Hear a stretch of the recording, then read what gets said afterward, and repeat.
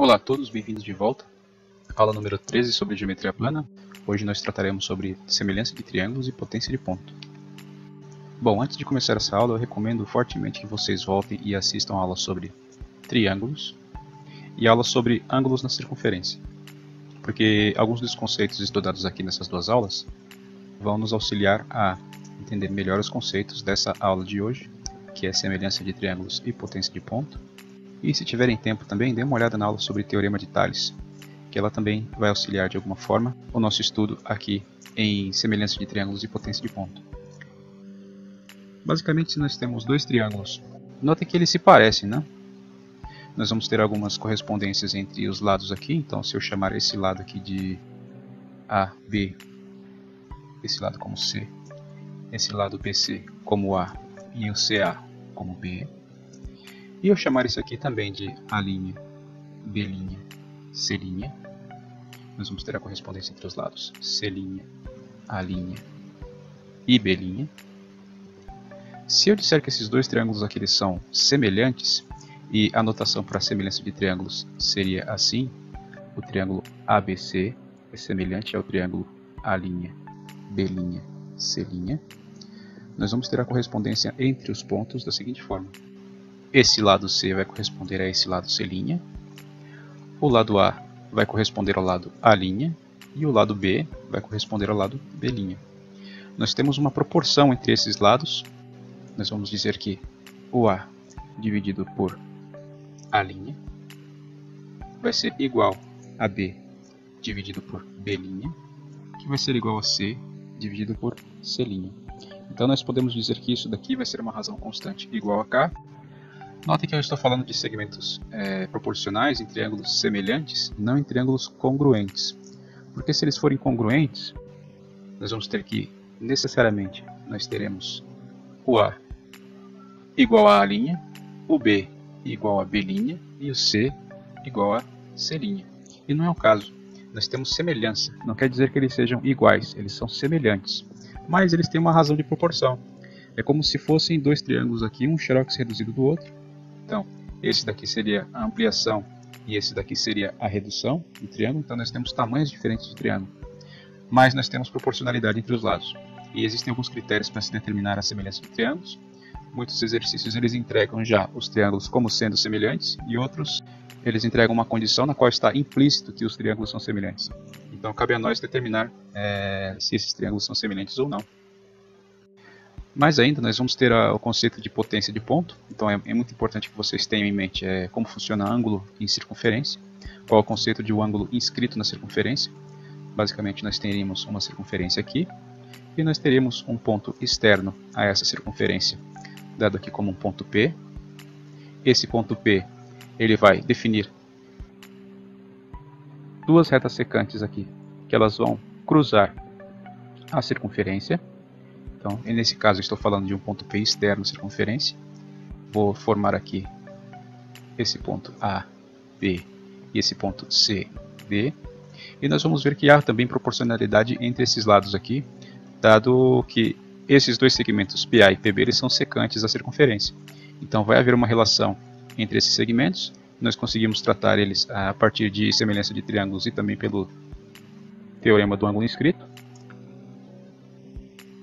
E nós podemos ter também a condição de que essa circunferência ela pode ter um ponto P interno.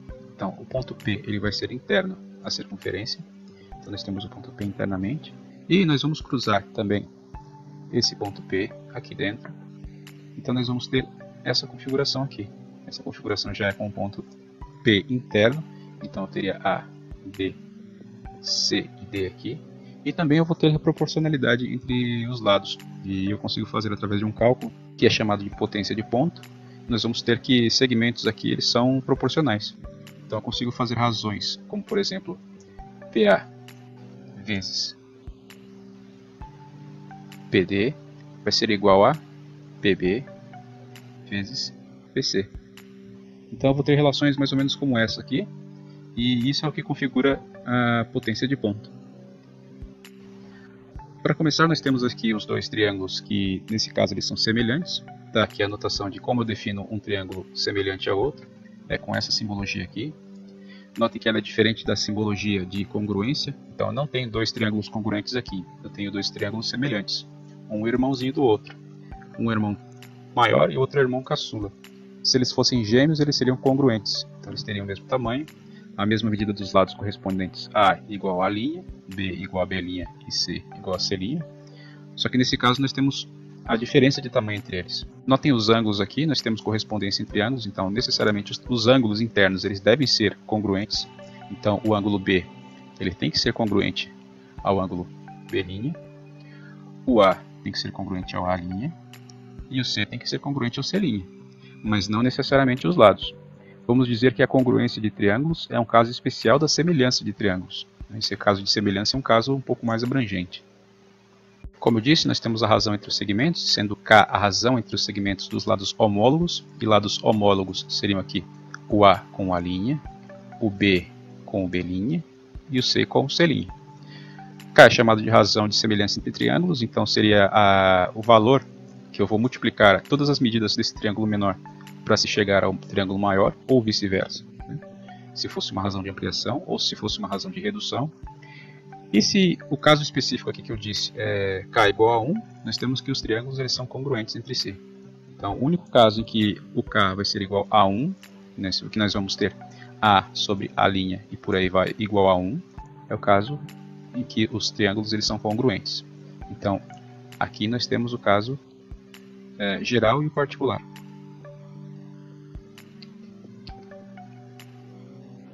O teorema fundamental é dado por essa definição aqui. Então imaginem uma reta paralela a um dos lados do triângulo e que intercepta os outros dois lados do triângulo em pontos distintos. Então o triângulo que esse novo segmento determina é semelhante ao primeiro. Quantos triângulos nós enxergamos aqui? Nós temos o triângulo ABC, que é o maior. E nós temos o triângulo menor, que eu vou desenhar aqui em azul, que vai ser o ADE. Nós temos o triângulo azul e nós temos o triângulo em verde. Nós temos dois triângulos nessa figura. Dado que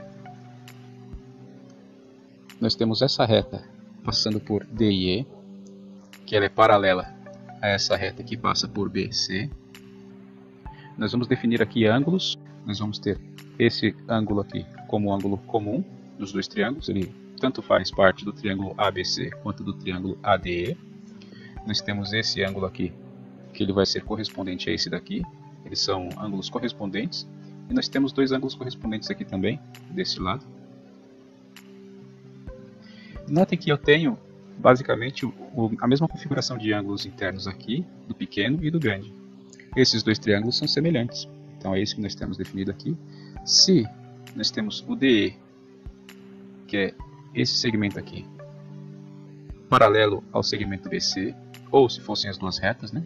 Mas eu vou tratar só aqui dos segmentos. Se nós temos esses segmentos DE e BC paralelos, nós vamos ter obrigatoriamente que os triângulos ADE e o triângulo ABC são semelhantes. Nós temos os critérios de semelhança. Esse primeiro caso é definido por esse quadro. Ali nós temos o ângulo A, que é comum aos dois triângulos, tanto o ABC quanto ao menor ADE. Nós temos esses dois ângulos aqui, que são correspondentes. Nesse caso aqui, esse ângulo do ADE e esse ângulo aqui do ABC correspondentes. Nós temos o triângulo grande ABC. Dele nós recortamos esse triângulo menor ADE e fazemos esse triângulo menor. Notem que esse lado corresponde a esse lado aqui do triângulo menor. Nós temos que o triângulo ABC é semelhante ao triângulo A', B', C', que é esse menor aqui.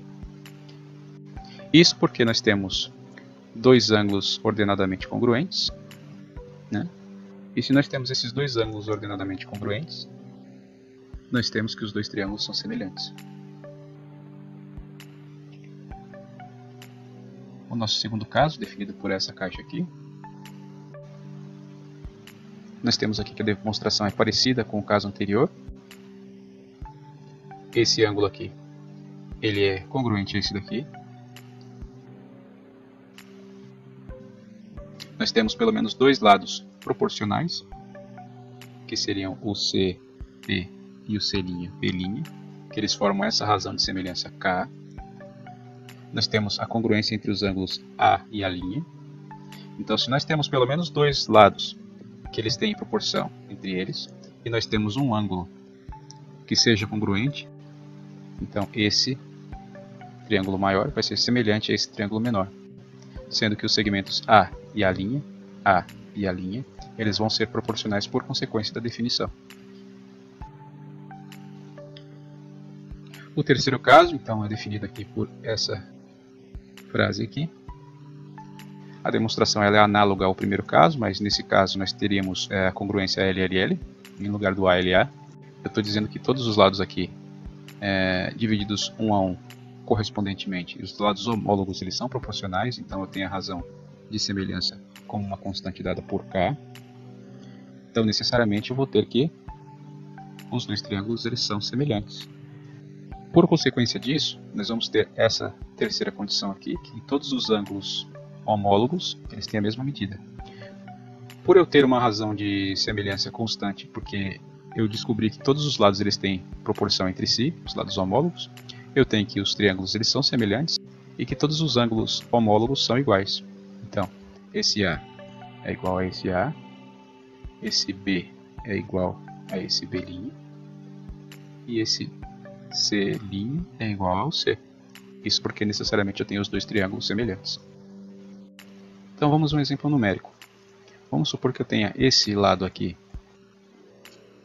medindo 5, esse lado aqui medindo 15, esse lado aqui medindo 3, esse lado aqui medindo x, esse lado aqui medindo 7 e esse lado aqui medindo y.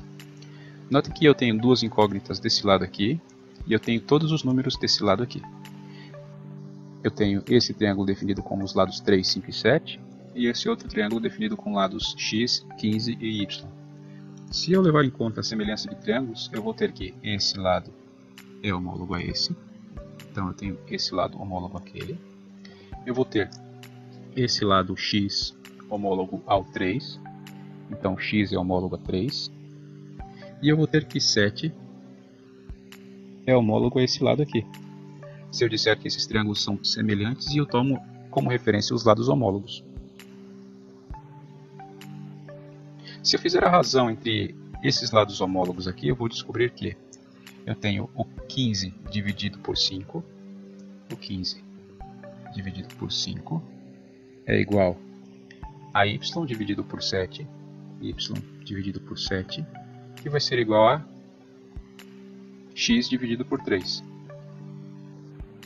Isso vai me resultar numa constante k. Só que, qual o valor dessa constante k, sendo que eu não sei nem esse lado e nem esse? Bom, se eu souber pelo menos uma das razões aqui forem números conhecidos, eu tenho que k é igual a essa razão aqui. K é igual a 15 por 5, igual a 3. A razão de semelhança entre esses dois triângulos aqui seria 3. Então esse seria 3 vezes maior que esse. Se a razão é constante, eu posso montar um sistema aqui e eu posso dizer que y sobre 7 é igual a 3, porque agora é uma igualdade conhecida, e eu tenho que x sobre 3 é igual a 3, a mesma razão. Nada mais do que eu fiz aqui foi igualar esse verde y sobre 7 igual a 3, esse x sobre 3 igual a 3. Então, essa aqui é a minha primeira e essa aqui é a minha segunda relação. Nós vamos ter que y sobre 7 igual a 3. No primeiro caso, nós vamos ter que y igual a 21.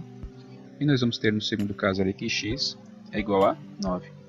Então, agora sim eu tenho os valores aqui de x e de y. Eu vou dizer que o x ele vale 9 e o y vale 21. Então, nós temos aqui a proporcionalidade mantida. Os dois triângulos, o A', B', C', semelhante ao ABC, sendo que esse aqui é o menor e esse aqui é o maior. Fazendo as contas aqui, eu descobri que a razão de semelhança é 3. Posso dizer que essa relação de semelhança aqui ela é comum para esses dois elementos aqui da equação. E eu resolvi um sisteminha aqui e eu consegui achar que x igual a 9 e que y igual a 21. Está aqui o exemplo numérico. Nós temos aqui também a potência de ponto. Nós temos o primeiro caso, que é o P interior, a lambda, que é a circunferência. E nós temos um P exterior à circunferência aqui, que é dado nesse segundo caso. Nós conseguimos fazer a demonstração do caso de potência de ponto para essas duas configurações aqui, através de semelhança de triângulos. A dedução para os dois casos é demonstrada aqui. Então nós temos triângulos semelhantes nos dois casos. Vou dizer que eu tenho esse triângulo aqui, o APT,